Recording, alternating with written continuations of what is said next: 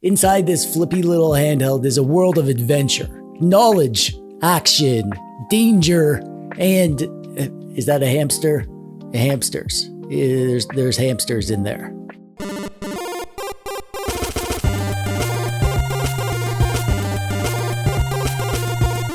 Hey there, how you doing? I'm TechDweeb, welcome. Thanks for clicking on the video today. Those who know me well know two things about me. One, I'm trying to find a wealthy business partner to help me launch my company that makes cologne that smells like a 1990s blockbuster video. And two, GBA is my favorite retro system. I have lots of devices and lots of amazing games from the entire history of retro games to play on them, but I just keep coming back to the GBA. I've said it before and I'll say it again here, why not? The GBA is, in my opinion, the pinnacle of the glory days of the retro era. It's a system that is constrained by the kind of primitive handheld processor tech that was available at the time, but it was being developed for during the GameCube and the PS2 era. It's like they look like old Super Nintendo games, but they feel more like modern indie games or retro revival games. And also, the GBA was a juggernaut. It was so popular and it was around for so long that there were tons and tons of games released for it. Lots of great games that everyone knows about, lots of duds and shovelware, but hiding amongst the massive library are titles that fly under the radar. Amazing games that no one really talks about. And I'm going to show you some of them today. That's right, this is a Hidden Gems video. I'm going to show you 5 today because I don't want the video to be too long, but I also want to have enough time to talk about each one. I feel like 5 is a good number for that. And if you want more Hidden Gems, including more GBA Hidden Gems, check out my Hidden Gems playlist linked in the doodad below. And if you still want more, then get subscribed because I have barely scratched the surface of all the Hidden Gems that I want to show you. And there's definitely more coming really soon. But before I show you the games, I want to briefly mention that I'm playing all these games today on this,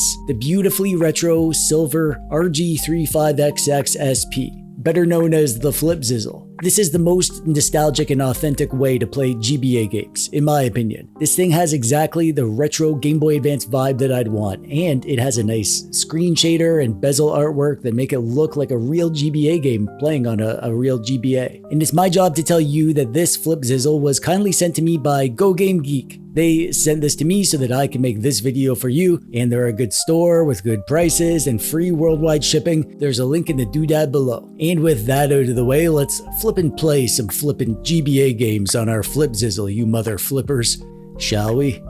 Starting off with this game. It's Mazes of Fate. I actually played this on the Nintendo DS back in the day.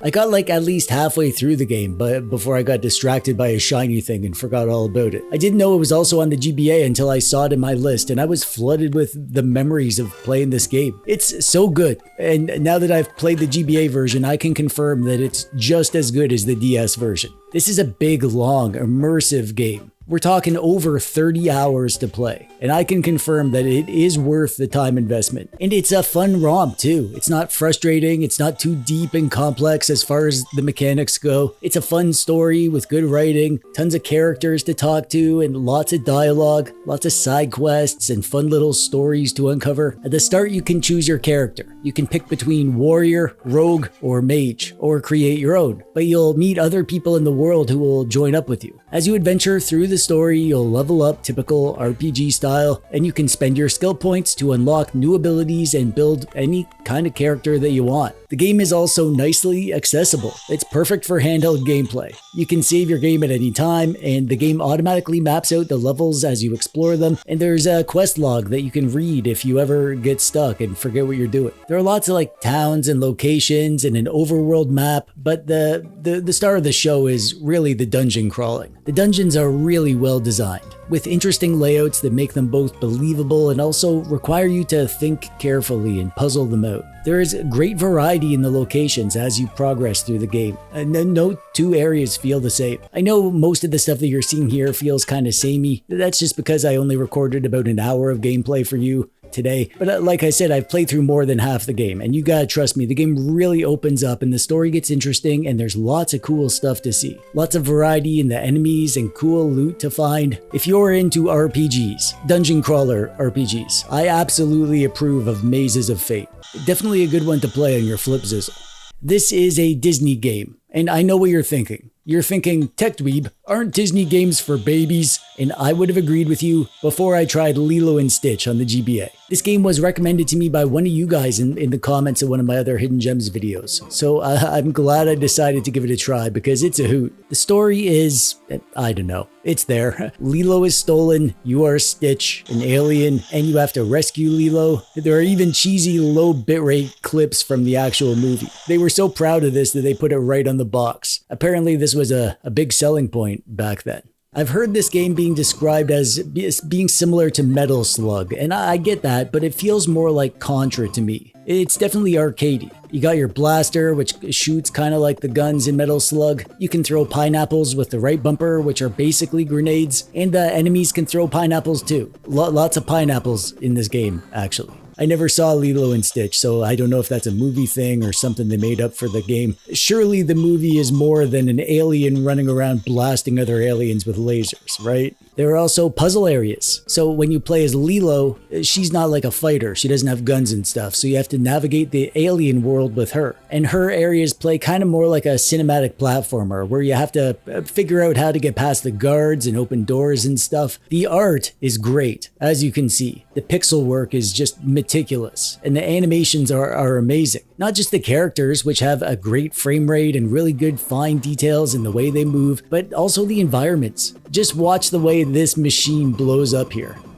Freaking epic, man. The game is hard too. I can imagine there are a lot of moms and grandmas who bought this for the little Disney lover in their lives, and then they could barely get anywhere in the game. I'm not complaining. The challenge is great, and it's much more in keeping with the arcade roots of the genre.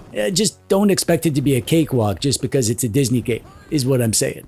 Word games are one of those genres that I don't really come to my mind often. I rarely think about busting out the old Scrabble set for a game with mom, or Boggle, or firing up like Wordle for the daily challenge, but it's one of those things that when I do, my addictive personality goes nuts and gobbles them up, and Bookworm is one of those games. When you look at it, you're just like, whatever. It's just, you're making words out of letters on a grid. But it becomes so addictive so quickly that it'll just suck you in and sink its claws into you, and before you know it, it's 3:30 a.m. and you can't put the thing down. At least that's what happens with me. So Bookworm is a pretty old game. It was originally popular because it was one of the popular PopCap games. You know, that company that made all those like puzzle games and find and seek games for Windows that were super popular back in the early 2000s. And it's not the kind of game that I'd ever think about seeking out or even trying if it was put in front of me. But when I was hidden gem hunting on the GBA, I had to try it because it was a GBA game. And then I instantly became addicted and couldn't put it down. And every time I fire it up,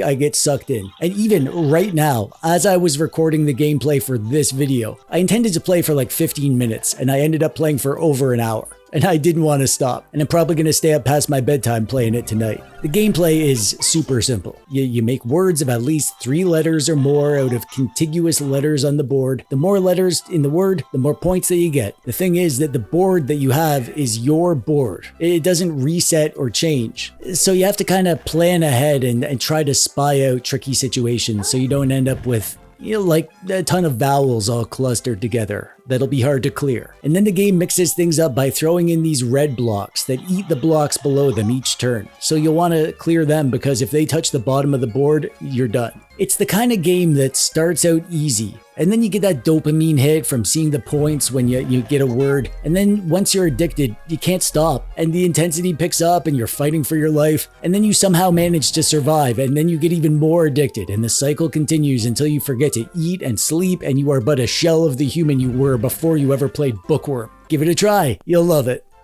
Here's a fun little story. Last summer, I went camping with my family, my aunts and uncles and their kids and their kids' kids. I brought a bunch of handhelds to share around, and one of the kiddos, my sweetie pie little cousin who was 8 years old, she was playing with my Pow Kitty RGB 20S. We were looking through the games to find her something that she would like, and I found this game. And I was like, hey, here's a cute hamster game. And she was like, give it to me.